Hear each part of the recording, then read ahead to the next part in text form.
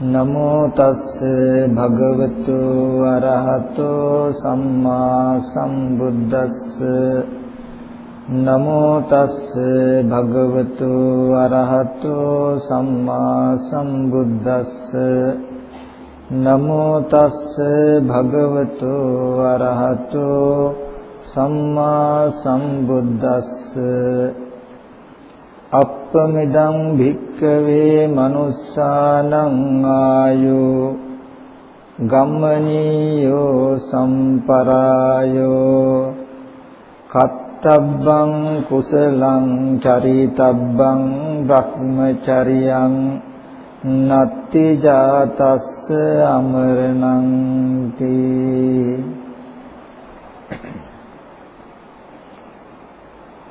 ධර්ම ශ්‍රවණාභිලාෂී ශ්‍රද්ධා බුද්ධ සම්පන්න කාරුණික පින්වතුනි, මේ පින්වත් සියලු දෙනා මේ මොහොතේ සූදානම් වෙන්නේ සත් අදහස් රාශියක් සිත්වල දරාගෙන ඒ තමන්ගේ නමින් නැසී කාල යාත්‍රා කළ ඥාතීන්ට පින් අනුමෝදන් කළා සුජීවත්ව වාසය කරන තමන් ඇතුළු සියලු දෙනාට මෙලොව පාරලොව සැනසෙල්ල පිණිස පවතින කුසල ධර්මයක් සිද්ධ කරවන්න ඕනේ කියලා. මේ පින් උතුම්ටත් ඒ වගේම සමස්ත ලෝකවාසී සියලු දෙනාටම මේ දුක්සහගත සසරෙන් එතර වෙන සද්ධර්මය දේශනා කරවලා අනිත් අයටත් යහපතක් කරමින් අපිටත් යහපතක් කරගන්න ඕනේ කියන අදහසින්. ඒබඳු කලන අදහස් ඇතුව පැමිණි මේ පින්වතුන් දැන් මේ සූදානම ලෝතර බුදුරජාණන් වහන්සේ දේශනා කළ සද්ධර්මයෙන් බිඳක් ශ්‍රවණය කරන්න. ඒ නිසා හැමදෙනාම බොහෝම උවමනාවෙන් බොහෝම ශ්‍රද්ධාවෙන් මේ කය නිසලව තියනවා වගේ හිතත් නිසල කරගෙන නොඑක් අරමුණු වල හිත දුවන්නට නොදී බොහෝම ශ්‍රද්ධාවෙන් මේ ධහම අහන්නට ඕනේ. මොකද ධර්මයේ සඳහන් වෙන්නේ සුනාත ධාරේත චරාත ධම්මේ. ධර්මය අහන්න ඕනේ, අසුවා වූ දහම් අපේ සිත්වල ධාරණය කරගන්නටත් ඕනේ, ඒ අනුව හැසිරෙන්නටත් ඕනේ. ධර්මයේ හැසිරෙන්න නම් ඒ ධර්මය පිළිබඳ අවබෝධයක් වැටහීමක් අපේ සිත්වල තියෙන්නට ඕනේ. අපේ සිත්වල ධර්මය පිළිබඳ වැටහීමක් අවබෝධයක් තියෙන්නේ සකසා ධර්මයේ ශ්‍රවණය කළොත් විතරයි. ඒ නිසායි අපි මනාව ධර්මයේ ශ්‍රවණය කළ යුත්තේ. පින්වතුන් විශේෂයෙන්ම අද මේ ධර්ම දේශනාව සඳහා මම මාතෘකා කළේ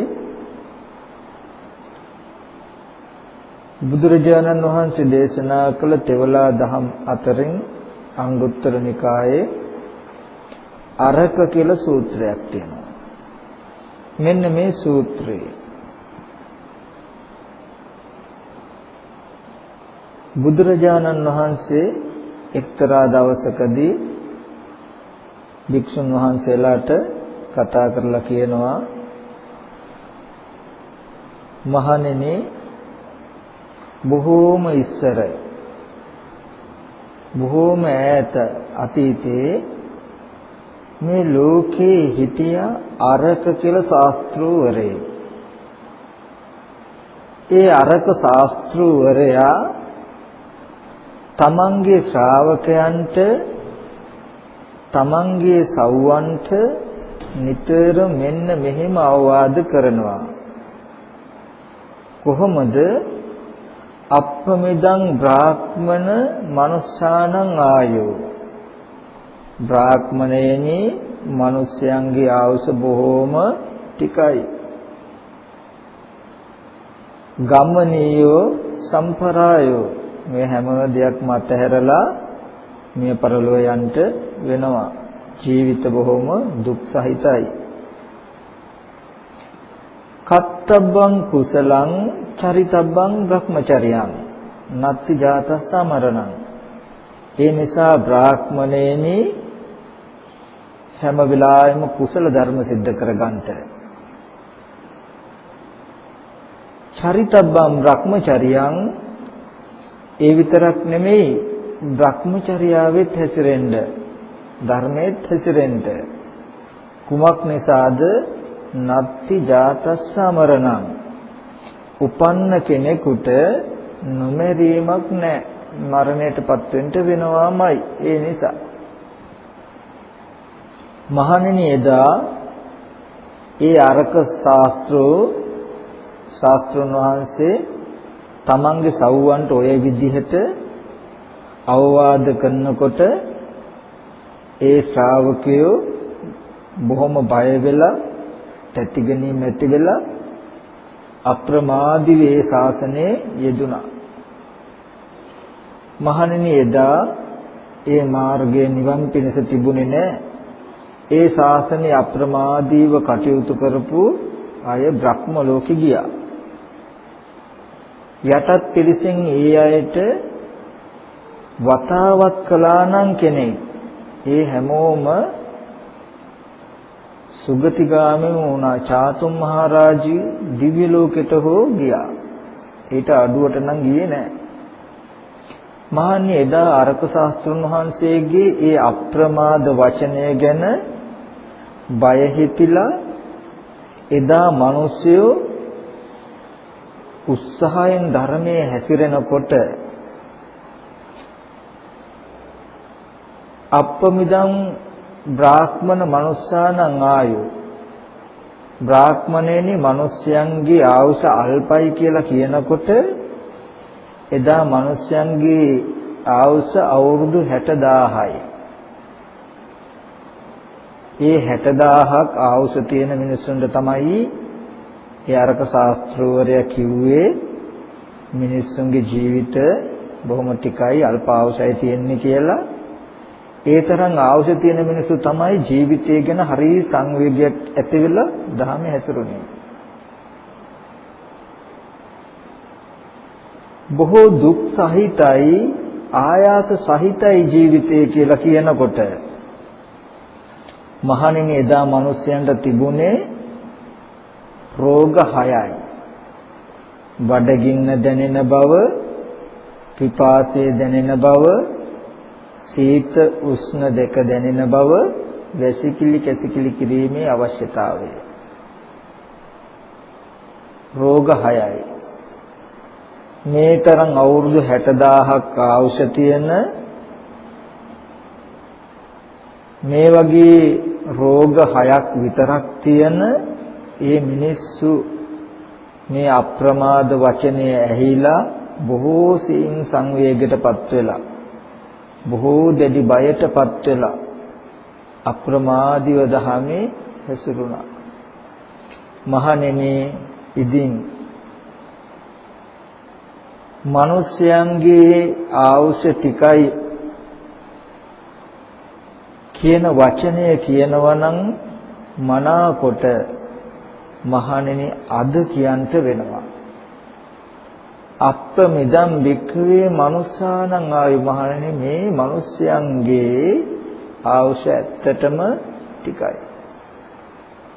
යෝ චිරං ජීවති සෝ වස්ස සතං අප්පං වා බිහියෝ. අද මහණෙනි යම් කිසි කෙනෙක් ගොඩාක් කල් ජීවත් වෙනවා කියලා කියනවා නම් වැඩිම වුණොත් අවුරුදු 100ක් හෝ ඊට චුට්ටක් වැඩියෙන් ජීවත් වෙයි. ඒ නිසා මිනිස්යන්ගේ ජීවිත බොහොම කෙටි ආයුෂ අඩුයි කියලා කියනවා නම් අද ඒකට කියන්න සුදුසුයි. මහණෙනි යම් කිසි කෙනෙක් බොහෝ කල් ජීවත් වෙනවා නම් අවුරුදු 100ක් ජීවත් වෙයි. අවුරුදු 100ක් කෙනෙක් ජීවත් වෙනවා නම් ඒ කියන්නේ එයා ඕනනම් ඍතු 300ක් ජීවත් වෙයි. ගිම්මහාන ඍතු 100යි, වස්සාන ඍතු 100යි, හේමන්ත ඍතු 100යි, ඕනනම් ඍතු 100ක් ජීවත් වෙයි. මහණෙනි මාස වලින් කිව්වොත් ඕනනම් මාස 1200ක් ජීවත් වෙයි. මහණෙනි අර්ධ මාස වලින් කිව්වොත් ඕනනම් අර්ධ මාස 2400ක් ජීවත් වෙයි. දවස් වලින් කිව්වොත් ඕනනම් දවස් 36000ක් ජීවත් වෙයි. මහණෙනි බත් වේල් කන බත් වේල් ගානත් ඕනනම් මම කියන්න. ඕනනම් බත් වේල් 72000ක්යි. ඒද පුංචි කාලේ මවගේ කිරි උරා බොන කාලෙත් එක්ක අසනීපයක් ලෙඩක් දුකක් වෙලා කෑම නොකා ඉන්නවනම් ඒ ටිකත් එක්ක. මහණෙනි අද මම මිනිස්යන්ගේ ජීවිත අවුරුදු වලින් කිව්වා 100යි කියලා. ඍතු වලින් කිව්වා 300යි කියලා. මාස වලින් කිව්වා 1200යි කියලා. අර්ධ මාස වලිනුත් කිව්වා 2400යි කියලා. දවස් වලිනුත් කිව්වා 36000යි කියලා. මහණෙනි කන බත් වේල් ගණනත් මං කිව්වා.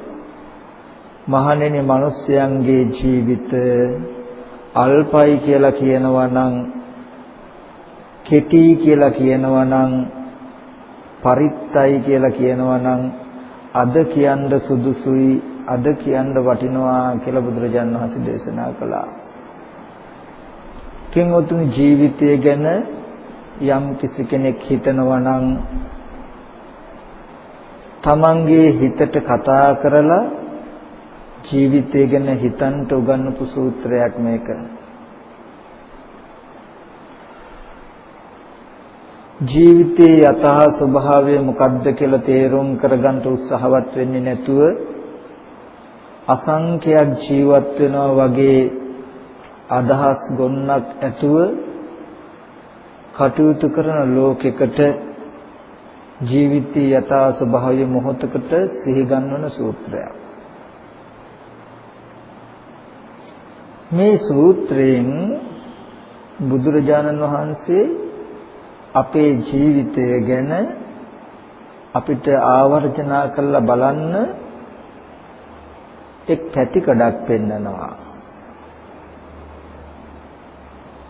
අපි හැම කෙනාගේම ජීවිතය අවුරුදු 100ක්ම ජීවත් වෙනවා නම් මාස 1200යි. ඒකෙන් දැන් මාස කීයක් ගෙවිලා ඇද්ද? අපිට හිතෙන්නේ ඔක්තෝබර් මාසය ඉවරයි, දැන් නොවැම්බර් මාසය ඉවරයි, දෙසැම්බර් මාස ගෙවිලා යනවා කියලා. නෑ, ජීවිතය ගෙවෙන්නේ ටික ටික. හොඳට බලන්න මේ හැම දෙයක්ම කරන්න, හැම දෙයක්ම කරගන්න අපිට තියෙන්නේ මාස 1200යි. මේ ඉන්න ඔක්කොම අය එක්ක තියෙන නෑදෑකම් තියෙන්නේ මාස 1200කට. මේ තියෙන භවභෝග සම්පත් තුළ අයිතිකාරත්වය තියෙන්නේ මාස 1200කට. මේ තියෙන හැම නිලතලයකම බලපැවැත්ම තියෙන්නේ මාස 1200කට.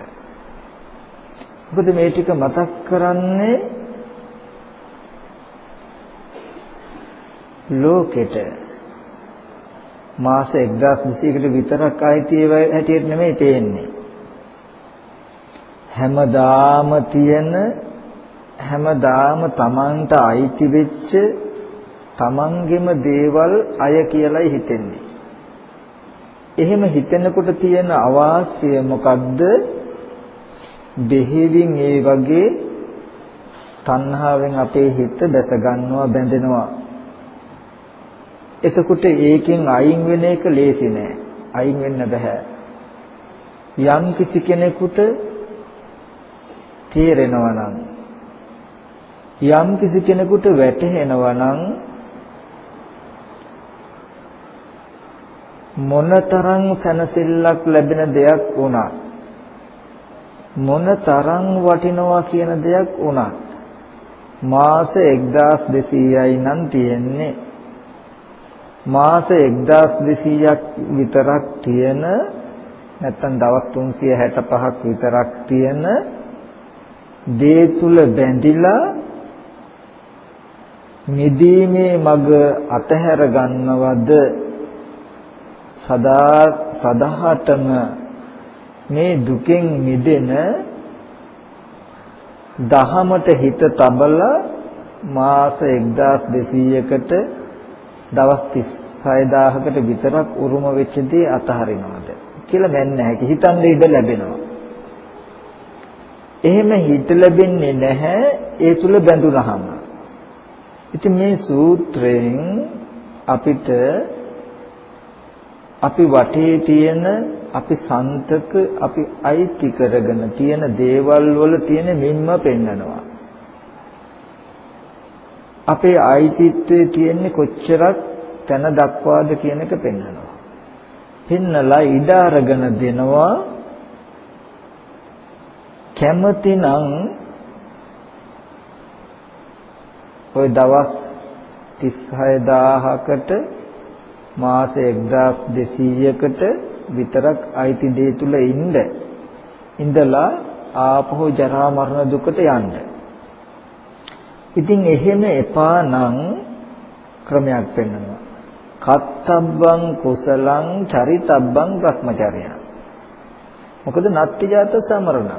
උපන්නොත් නොමරීමක් නෑ මැරෙනවමයි. කොතනකින්ද මැරෙන්නේ? දවස් 36000කින්. කොතනකින්ද මැරෙන්නේ? මාස 1200කින්. ඔය ටික හොඳට සිහි කෙරුවා. සිහි කළා කියනවා. එකෙන් පෙන්නනවා මේ හැම දෙයක්ම අතහැරෙන දවස. හරියට එල්ලුම් ගහට නියම වෙච්ච කෙනාට හැමදාම උදේට හොඳට කන්න බොන්න දෙනවා, අවශ්‍ය දේවල් දෙනවා. දැන් දවසක් ගෙවිලා අහවල් දවසයි එල්ලන්න තියෙන කියලා දවස ගානේ මතක් කරනවා. ඒ වගේ ඕගලන්ට දරුවෝ ගෙවල් දොරවල් යාන වාහන වටපිටාව දීලා තියෙනවා. හැබැයි දවස් 36000යි තියෙන්නේ. මාස 1200යි තියෙන්නේ. දවස ගානේ මතක් කරනවා වගේ. මේ දවස් 36000ට අර එල්ලුම් ගහට ගිය කෙනාට ඉල්ලන කැමැති කෑමක් දෙනවා. කැමැති බීමක් දෙනවා. හැම දෙයක්ම දීලා ආවල් දවසේ එල්ලනවා කියන එක මතක් කරනවා වගේ මේ සූත්‍රයෙන් මතක් කරනවා කාලා බිල ඔය වටපිටාවේ ඉන්නවා. හැබැයි අහවල් දවසේ එල්ලනවා වගේ දවස් 36000කින් මැරෙනවා. දැන් මෙච්චරක් ගෙවිලා තව මෙච්චරයි තියෙන්නේ කියන එක මතක් කරනවා. ඉතින් දැන් එහෙම හිරේ විලංගුවේ වැටුණු කෙනෙකුට බැරි වෙලා කවුරු හරි නිදහස් කළා යන්න පාරක් ක්‍රමයක් කියලා දුන්නොත් දෙනවනම් එහෙම නොයා අර හිරගෙදරින් දෙන කෑම බීම කෙරෙහි තණ්හාවෙන් හොඳට කෑවෑකි බීවයි කියලා හිටියොත් මොකද වෙන්නේ? අනිවාර්යෙන් එල්ලුම් ගහට ගිහලා මැරෙන්න වෙනවා. ඉතින් කවුරු හරි කොච්චර හොඳට කන්න බොන්න දුන්නත් අහවල් දවසේදී එල්ලනවා නම් මරණයටපත් කරනවා නම් පත් වෙන්න වෙනවා නම් මට යන්නත් පාරක් තියෙනවා. යන්නත් උදව් කරන කෙනෙක් ඉන්නවා. මේ හිරෙන් නිදහස් වෙලා යන්නත් පුළුවන්.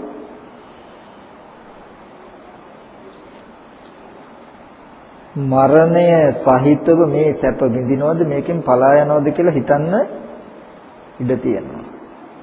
ප්‍රත්‍ය ගිජු තණ්හාව තියෙන කෙනා මොකද කරන්නේ? වන්නක් වේවා මැරෙන දවසට මැරෙයි. ඔන්න ඔය මේකෙම ඉන්නවා කියලා ඉඳී.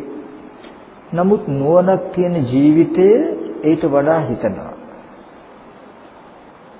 නුවණක් තියෙන කෙනා ඊට වඩා යමක් සිහි කරනවා. ඉතින් මම මේකෙන් බේරිලා ගියොත් මේට වඩා හොඳ ආහාර පාන හදා ගන්නත් පුළුවන්. නොමරී ඉන්නත් පුළුවන්.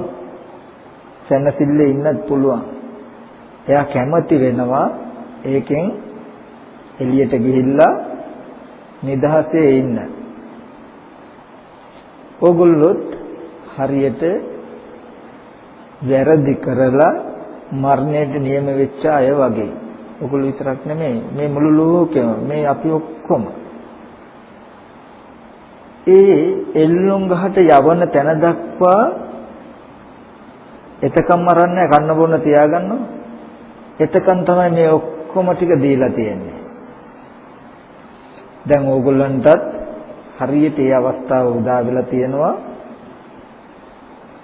එල්ලුම් ගහට නියම වෙනකම්ම එල්ලන දවස එනකම්ම හිරගෙදර තියෙන දේ පරිහරණය කරමින් හිරගෙදර ඉන්නවද? දැන් කෙනෙක් ඇවිල්ලා ඉදිරිපත් වෙලා ඉන්නවා ඕගොල්ලන්ව බේරන්න. රජයටත් විරුද්ධ නැතුව හොරෙන් පැනලා ගිහිලා රාජද්‍රෝහියෙක් වෙන්නේ නැතුව සම්පූර්ණ එළියට ගිහිලා නිදහසේ ඉන්න පුළුවන් විදිහට නිදහස් කරන්න කෙනෙක් ඇවිල්ලා ඉන්නවා. ඒ එක්ක යනවද එල්ලුවත් කමන්නේ මේවෙක ඉන්නවා කියලා ඉන්නවද කියන එක තීරණය කරන්න ඕගලන්ට අයිතිය තියෙනවා. ඉතින් යම්කිසි කෙනෙකුට මරණය නම් අකමැති මිදිලා යන්න ක්‍රමයක් තියෙනවා නම් හොඳයි, මිදෙන්න පුළුවන් නම් හොඳයි කියලා හිතෙනවා නම් අන්න ඒ වගේ අයට තමයි ලෞතර බුදුරජාණන් වහන්සේලා ලෝකේ පහළ වෙන්නේ. ඉතින් මේ සංසාරගත සිරගෙදරට කොටු වෙච්ච මරණයට කැප වෙච්ච හිරකාරයන්ව නිදහස් කරන කෙනා තමයි බුදුහාමුදුරුවෝ. ඒ බුදුරජාණන් වහන්සේ ඕගොල්ලන්ව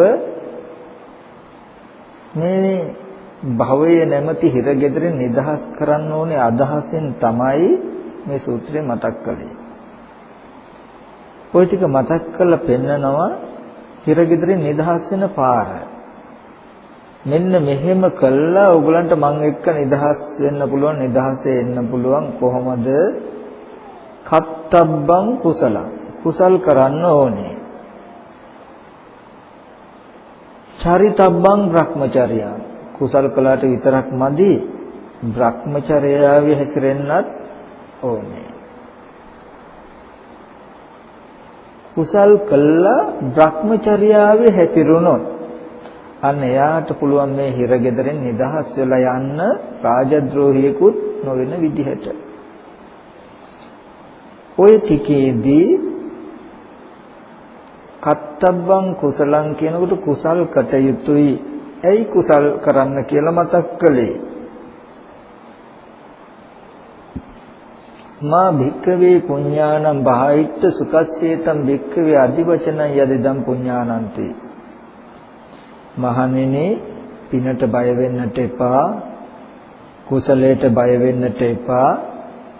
පින කියලා කියන්නේ, කුසලය කියලා කියන්නේ සැපට තව නමක්. ඒ කියන්නේ සැනසෙල්ල, සැප කියන කාරණාව ලැබෙන්නේ කුසලයෙන්. කුසල් කළාම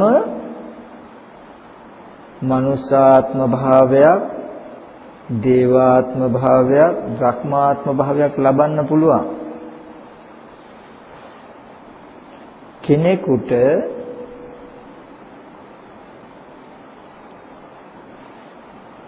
දුකේ වැටුණු, දුකේ පතිත වෙච්ච තැනක ඉඳගෙන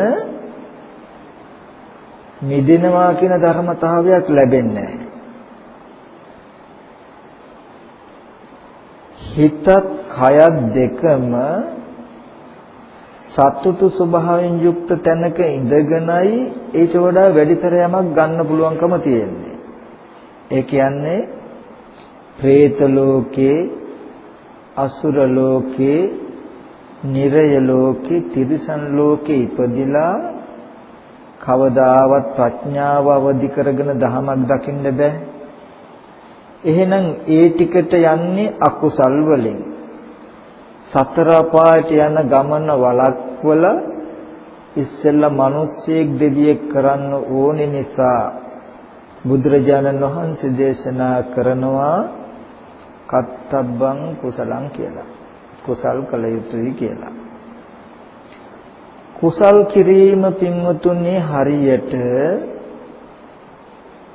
මිල මුදලක් අරගෙන සුකෝපභෝගී නවාතැන් පොලකට හෝටලයකට ගියා වගේ. අපි මිල මුදලක් අරගෙන හෝටලයකට ගියාම මිල මුදල අපේ තියෙනකන් අපිට හොඳට සලකනවා. ඒ සේවකයෝ හරියට පුදුමාකාර විදි කීකරු අය වගේ. සර් මොනවද ඕනේ, මැඩම් මොනවද ඕනේ, මොනවද කන්න ඕනේ කියලා හරියට පුදුම අපිට ආදරයකින් වගේ අහන්නේ. සමහරට ගෙදර දරුවෝවත් ඒ විදිහට අහන්නේ නැති වෙයි. ඊට පස්සේ අපේ මුදල ඉවර වුණොත් මගේ අතේ මුදල් ටික ඉවරයි, පස්සේ ගෙනත් දෙන්න මම තව දවස් දෙකක් ඉන්නද කියලා ඇහුවොත් අන්න අරම කතා කරපු අයම ටිකක් සැරපරස වචන ටිකක් කියලා එළියට දායි. ඒ වගේ මේ පින කියලා කියන්නේ මනුස්ස ලෝකේ, දිව්‍ය ලෝකේ, බ්‍රහ්ම ලෝකේ වගේ හෝටල් වලට, තැන් වලට එන්න තියෙන මුදල් ඇවිල්ලා ඉන්නවා. මේ පින නැමැති මුදල ඉවර වුණොත් ණයට ඉන්න බෑ, චුට්ටක්වත් ඉන්න බෑ. ආපහු දුගතියකටමයි යන්න වෙන්නේ. ඉතින් මේ පෙරකල කුසලය නිසා, පින නිසා අපි මිනිස්සෙක් වුණා, මනුෂ්‍යාත්ම භාවයක් ලැබුවා. මේ හෝටලයකට ඇවිල්ලා සැප පහසු වටපිටාව ලබාගෙන දැන් තියෙන මුදල ඉවර වෙන්න ඉස්සර වෙලා මේ පරිසරයේ ඉඳගෙන මොන හරි උපායක් කරන්න ඕනේ මේ සැපත හැමදාම ස්ථිර කරගන්න. ඒ වගේ මිනිස්සෙක් වෙච්ච මේ පින්වතුන්ට බුදුරජාණන් වහන්සේ නැවතත් දේශනා කරනවා චරිතබ්බං බ්‍රහ්මචර්යං, බ්‍රහ්මචර්යාවෙත් හැසිරෙන්න කියලා. සතර පායට යන මඟ නතර කරලා මිනිස්සෙක් දෙවියෙක් වෙන මාවතට යොමු කරලා මිනිස්සෙක් වෙච්ච කෙනාට මනුස්ස දහමට වඩා ආර්ය භාවය ඇති කිරීමට සමඥාන දර්ශනයක් පෙන්වනවා මෙන්න මේ චරිතබ්බං බ්‍රහ්මචර්යං කියලා. ඔන්න ඒ ටික තමයි ওই දෙකම අවශ්‍යයි, කුසලයක් අවශ්‍යයි. ඔන්න ඔය චරිතබ්බං බ්‍රහ්මචර්යං, බ්‍රහ්මචර්යාවේ හැසිරෙන්න කියපු ටිකෙන් තමයි මේ හිරගෙදරින් නිදහස් වීම තියෙන්නේ. පින්වතුනි බ්‍රහ්මචර්යාව කියවහම බ්‍රහ්මචර්යාවේ අර්ථ දෙකක් තියෙනවා. බ්‍රහ්මචර්යාව දෙආකාරයකින් විද්‍යමාන වෙනවා. කොහොමද? ගිහි ජීවිතයකට ඇතුළත් නොවි අවාහ විවාහයක් සිද්ධ නොකරගෙන ඉන්න එකටත් බ්‍රහ්මචර්යාවේ හැසිරෙනවා, බ්‍රහ්මචර්යාව කියලා කියනවා. නමුත් මෙතනදී චරිතබ්බං බ්‍රහ්මචර්යං කියලා කිව්වේ ශාසන බ්‍රහ්මචර්යාවට. ශාසන බ්‍රහ්මචර්යාව කියලා කිව්වේ ආර්ය අෂ්ටාංගික මාර්ගයට. මෙන්න මේ ශාසන බ්‍රහ්මචර්යාවේ හැසිරෙන්න ඕනේ නොමරන තත්වයටපත් වෙන්න නම්, හිරෙන් නිදහස් වෙන්න නම්. නොමරෙන්න නම් හිරෙන් නිදහස් වෙන්න ඕනේ. හිරෙන් නිදහස් වෙන්න නම් හිර ගෙදර දෙන කෑම බීම වලට තියෙන තණ්හාව අයින් කළා යන්න ඕනේ නිදීම මාවත හොයලා දෙන කෙනා එක්ක. කෙනෙකුට නොමැරී ඉන්න නම් භවයෙන් නිදහස් වෙන්න ඕනේ. භවයෙන් නිදහස් වෙන්න නම් ජීවිත වටපිටාවේ තියෙන දේවල් වලට ඕනෑවට වඩා බැඳීමක් ඇති කර නොගන්න ඕනේ. ඊට පස්සේ එයා මොකද කරන්නේ? හැකි පමණකින් කුසල ධර්ම කරනවා.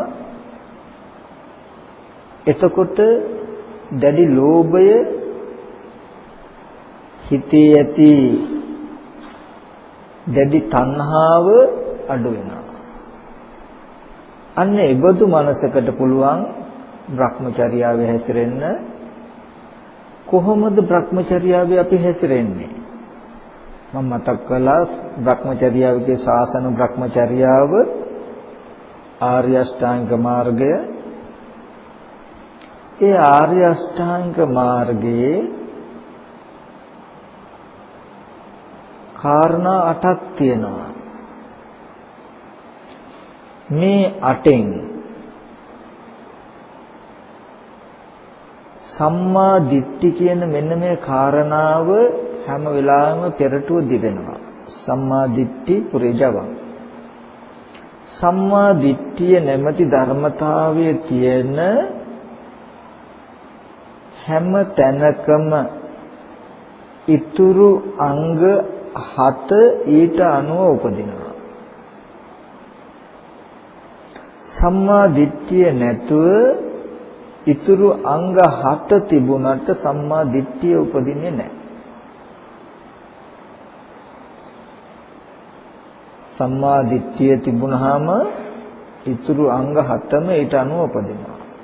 ඒ නිසා මේ සම්මා දිට්ඨිය කියන කාරණාව ඇති කරගන්න ඕනේ. සම්මා දිට්ඨිය ඇති වුණාම ඒ දැකීම සඳහා ඒ දැකපු දේ සාක්ෂාත් කර ගැනීම සඳහා හිතන ඊට උපකාරීව හිතන එකට කියනවා සම්මා සංකප්ප කියලා. ඒ දැකපු දර්ශනය දැකගන්ට උපකාරී වෙන විදිහට ජීවිතයේ හසුරනකොට රැකියාවල් කරනකොට අපි කියමු සම්මා කම්මන්ත ආජීව වායාම කියන ධර්මතා තුනද ඒ නිවැරදි දැකීම ඇති කරගන්න පැත්තට උපකාරීව යෙදෙනවා කල යුතුයි. වායාම සති සමාධි කියන ධර්මතා තුනෙන්ද උපකාර ලැබෙන්නේ නිවැරදි දැකීම ඇති කරගන්න. එතකොට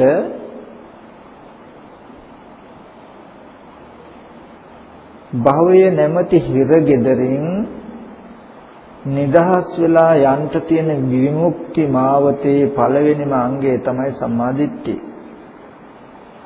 ඒ සම්මා දිට්ඨියට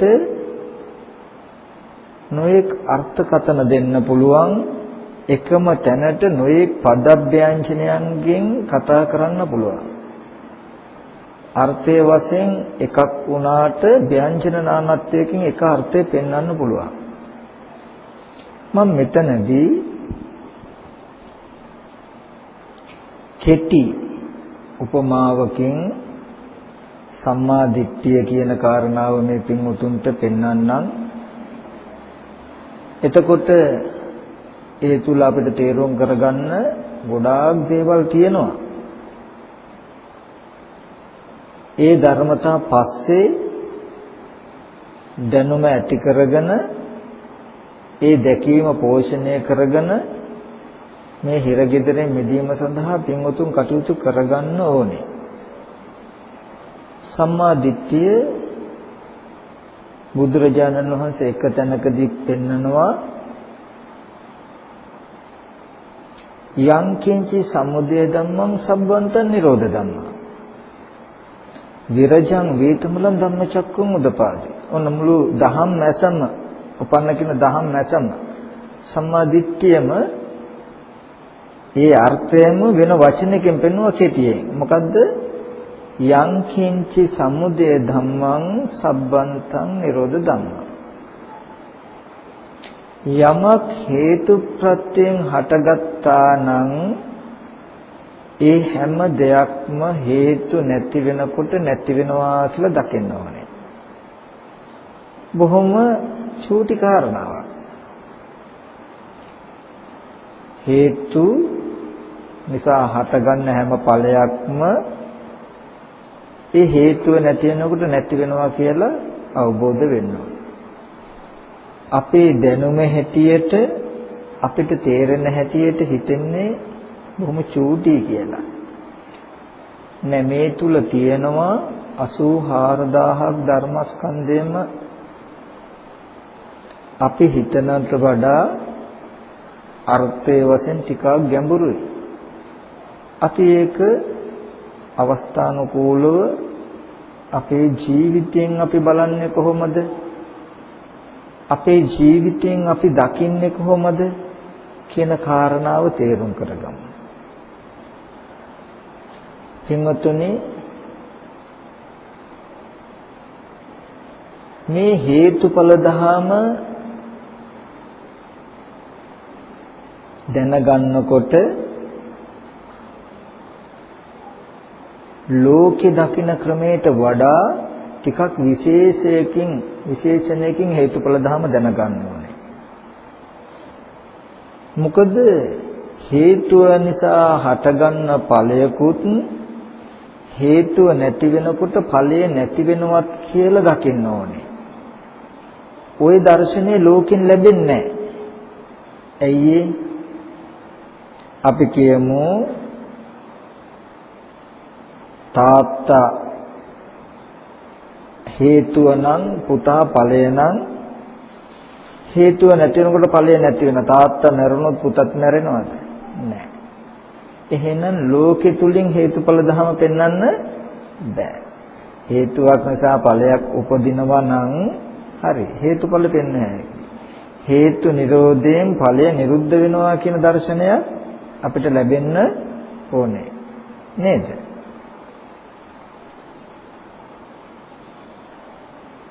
අන්නේ ඒ හේතුව නිසා හටගන්න ඵලය හේතුව නැති වෙනකොට නැති වෙනවා කියන ධර්මතාවකින් යුක්ත එකක් වෙන්න ඕනේ.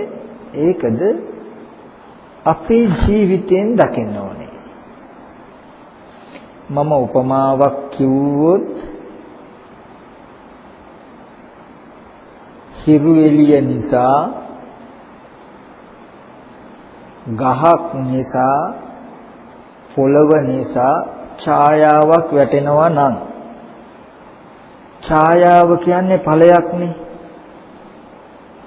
ඒ ඡායාව නැමැති ඵලය ඇතිවෙන්න තියෙන හේතුවක් තමයි හිරු එළිය. ඒ ඡායාව ඇතිවෙන්න තියෙන හේතුවක් තමයි ගහ. ඒ ඡායාව ඇතිවෙන්න තියෙන හේතුවක් තමයි පොළව. එතකොට ඡායාව කියලා කියන්නේ හිරු එළියවත් පොළවවත් ගහවත් නෙමෙයි. හේතු නිසා හටගන්න ඵලය හේතු එකකුත් නෙමෙයි. හේතු ටික ඔක්කොමත් නෙමෙයි. හේතු නැතුවත් නෙමෙයි. ඡායාව කියලා කිව්වේ ගහ විතරකුත් නෙමෙයි. පොළොව විතරකුත් නෙමෙයි. හිරු එළිය විතරකුත් නෙමෙයි. ඒව ටික ඔක්කොමත් නෙමෙයි. ඒව නැතුවත් නෙමෙයි. එතකොට මේ හේතු ටික නිසාම ඵලය ඇති වෙනවා.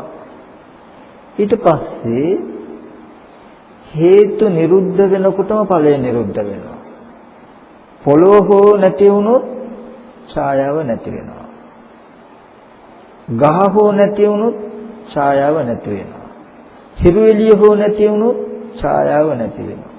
හේතු තුනම හෝ නැති වුණොත් ඵලය නැති වෙනවා. හේතු එකක් නැති වුණොත් නැති වෙනවා. අන්න ඒ වගේ ධර්මතාවයකින් දකින්න ඕනේ. ඒ උපමාවෙන් පෙන්නපු විදිහට කොහොමද අපේ ජීවිතයෙන් දකින්නේ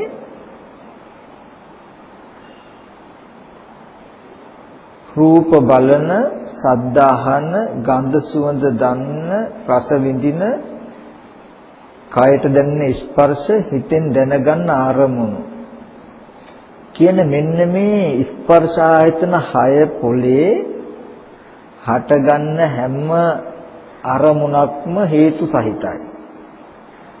ඒ හේතු ටික නැති වෙනකොට ඒ හැම අරමුණක්ම නිරුද්ධ වෙනවා.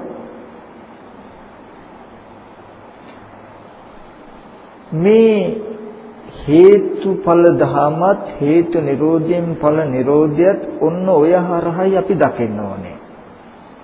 ඒක දැක්කොත් අපිට හම්බ වෙනවා මොකද්ද? දිත්තේ දිත්තමත්තං. දකින්න දේ දැකීම විතරයි, දැක්කයන් පස්සේ නිරුද්ධ වෙනවා කියන කාරණාව ලැබෙන්න ඕනේ. තව උපමාවක් කිව්වොත් පහනක තෙල් නිසා, දැල්ල නිසා, තිරේ නිසා ආලෝකයක් ලැබෙනවා නම් ආලෝකය කියන්නේ තෙලුත් නෙමෙයි, තිරෙත් නෙමෙයි, දැල්ලත් නෙමෙයි. ඒ හේතු එකකුත් නෙමෙයි, හේතු ඔක්කොමත් නෙමෙයි, හේතු ටික නැති වෙනකොට නැති වෙනවා. ඒ වගේ ඇහැ නිසා, රූපය නිසා, චක්කු විඥානය නිසා හේතු තුන් දෙනායි. යම් අරමුණක් විඳිනවා නම්, හඳුනනවා නම් අපි විඳින හඳුනා ගන්න හැම අරමුණක්ම ඒ හේතු තුන් දෙනා නැති වෙනකොට නැති වෙනවා. කන නිසා, ශබ්දය නිසා, සෝත විඥානය නිසා අපි යම් ශබ්දයක් විඳිනනම්, ශබ්දයක් හඳුනා ගන්නේ නම්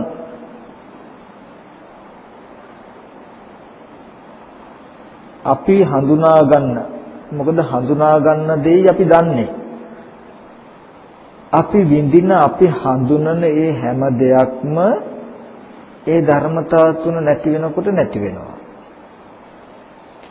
ඔන්න ওই ටික තමයි ඇත්ත.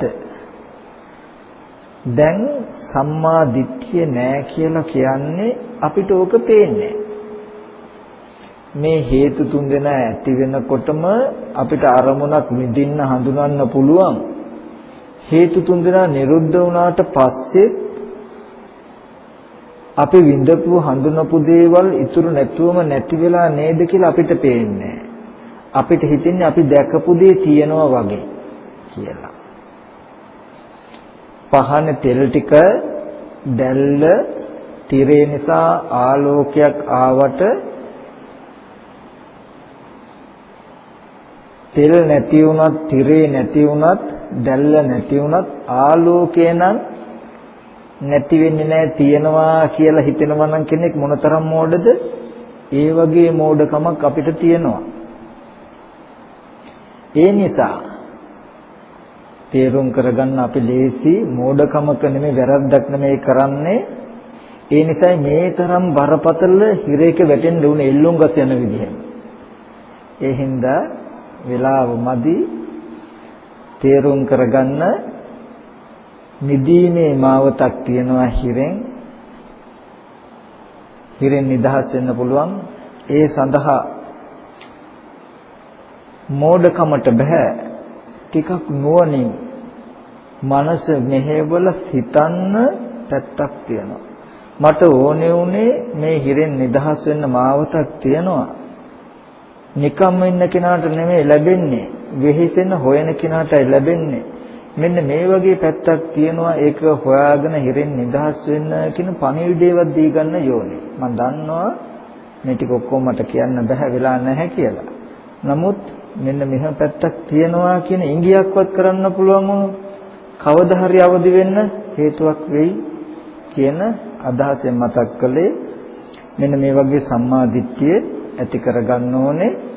එතකොට නිදහස් වෙන්න පුළුවන්කම නිසයි බුදුරජාණන් වහන්සේ පෙන්වුවේ කත්තබ්බං කුසලං චරිතබ්බං බ්‍රහ්මචර්යං කියලා. ඉතින් මේ පින්වතුන් අද දවසේදී බොහොම වාසනාවන්තයි ජීවිත අවබෝධය ඇති වෙන්න යමක් හිතන්න පුළුවන් වචනයක් හෝ අහගන්න හම්බ වෙච්ච එක අහගත්ත දහම අප්‍රමාදීව වඩා ගන්නත් මේ පින්වතුන් අදහස් කරගන්න ඕනේ උත්සාහවත් වෙන්න ඕනේ. අපි සිද්ධ කරගත්ත සත්ක්‍රියාවේ ජනිත වෙච්ච කුසල් අපි අනුමෝදන් කළ යුතු තැන් වලට අනුමෝදන් කරමු. ඒක අපේ යුතුයකමක්. කවුරුත් කල්පනා කරගමු අපි සියලු දෙනාම සිද්ධ කරගත සියලුම කුසල් ලෝකයේ සම්බුද්ධ ශාසනයත් මේ විහාරස්ථානයත් ඒ වගේ මේ පින්වතුන්ගේ හිත වැඩ කැමති යහපත කැමති ඉෂ්ඨකාරක යම් කිසි දේවගණ සමූහයක් සිටිනා ඒ සියලුම දෙවියොත් මේ පින් අනුමෝදන් වෙත්වා කියන අදහසින් සාදුනාදයක් දීලා ආකාසට්ඨාච ගාතාව කියන්න. ආකාසට්ඨාච බුම්මට්ඨා දේවා නාග මහිද්దికා පුඤ්ඤන්තං අනුමෝදිත්වා චිරන් රක්ඛන්තු බුද්ධ ශාසනං. ආකාසට්ඨාච බුම්මට්ඨා දේවා නාග මහිද්దికා පුඤ්ඤන්තං අනුමෝදිත්වා චිරන් රක්ඛන්තු බුද්ධ ශාවකං. චිරන් රක්ඛන්තු නම් පරන්ති.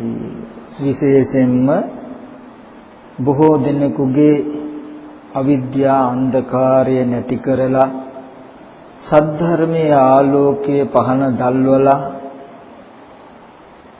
ඇස් ඇති අයට රූප පෙනෙත්වා කියන අදහසින් මේ ධර්ම දේශනාව සඳහා දේශනා කරවන්නට විශේෂ අනුග්‍රහයක් දායකත්වයක් සපයනවා.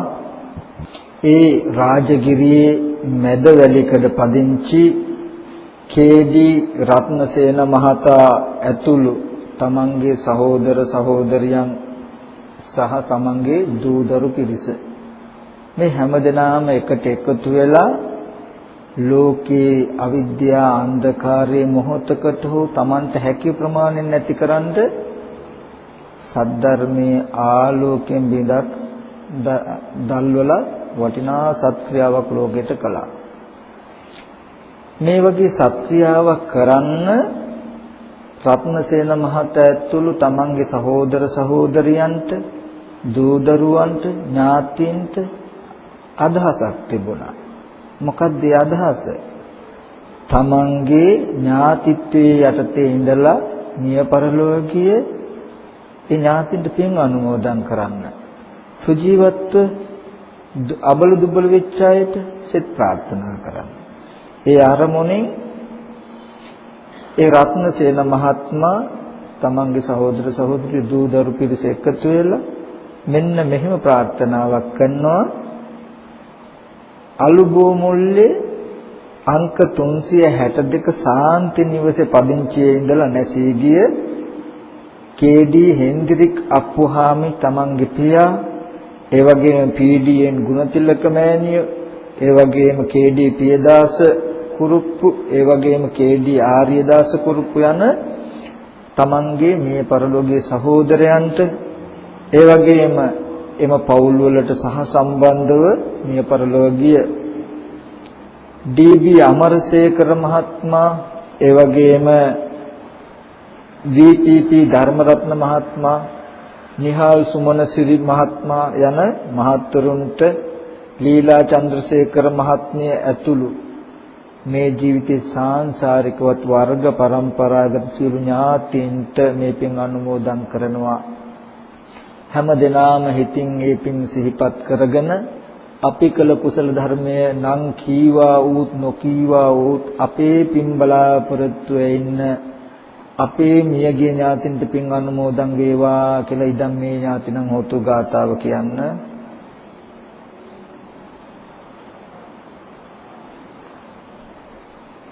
ඒ වගේම දැනට රෝගාතුරව සිටින ඩී.ඒ. කුරුප්පු දොස්තර මහත්මයාට ඉක්මනින් නිදුක් නිරෝගී සුවය ලැබේවා මේ පින්කම තුලින් ජනිත වෙච්ච කුසල ධර්මයන්ගේ බලයෙන් කියලා හැමදෙනාම සාධනාදයක් පවත්වන්න. ඒ වගේම බෞද්ධ නාලිකාවේ සභාපති අතිගරු දරණාගම කුසල ධර්ම හිමිපාණන් වහන්සේටත් ඒ වගේම මේ බෞද්ධ නාලිකාවේ කාර්ය මණ්ඩලයටත් නිදුක් නිරෝගී සුවපත් භාවි වේවා කියලා කලන සිතින් ප්‍රාර්ථනා කරනවා. ඒ අයටත් නිදුක් නිරෝගී සුවපත් භාවයේ චිරජීවනයේ වේවා කියලා සාදුනාදයක් පවත්වන්න. ධර්ම දේශනා කළ දේශකයන් වහන්සේටත් නිදුක් නිරෝගී සුවපත් භාවයේ වේවා කියලා ප්‍රාර්ථනා කරනවා. ඒ වගේම අපවත් වී වදාළ පූජ්‍ය පානදුරේ අරිය ධම්ම ස්වාමීන් වහන්සේට, ඒ වගේම අතිගරු පියදසින් නාහිමිපාණන් වහන්සේට, අතිගරු මඩියේ පඤ්ඤාසීය මානාහිමිපාණන් වහන්සේට, ගංගොඩවිල සෝම ස්වාමීන් වහන්සේටත් නිවන් සුව ප්‍රාර්ථනා කරනවා මේ පින්වතුන්. ඒ වගේ රට වෙනුවෙන් දීපිදු සියලු රණවිරුවන්ටත් නිදුක් නිරෝගී සුවපත් භාවයේ වේවා කියලා සාදුනාදයක් පවත්වන්න. රාජ්‍යකීය මැදවැලිකඩ පදිංචි සුවර්ණා රත්නසේන මහත්මියගේ ජන්මදිනයේ යෙදিলা තියෙන්නේ ඔක්තෝබර් 21 වෙනිදාට. මම හිතන්නේ අදට දවසක් පහු වෙලා නැහැ. ඉතින් එම මැතිණියටත් මේ ධර්ම දේශනා කළා වූ කෙරෙව්වා වූ කුසලයේ අපි අනුමෝදන් කරමු.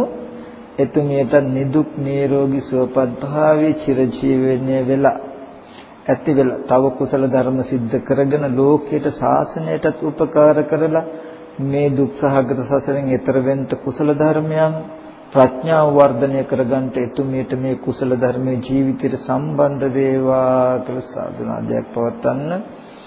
ඒ වගේම එතුමියගේ පරලෝක සපත් දෙමාපියන් වන එච්.එස්. රුද්‍රිගු මහත්මයා සහ එස්.ඩී. මේරිනෝනා මහත්මියටත්, ඒ වගේම කේ.ඩී. රත්න සේන මහත්මයා ඇතුළු සියලු දෙනාගේ අපි පින් අනුමෝදන් කළා.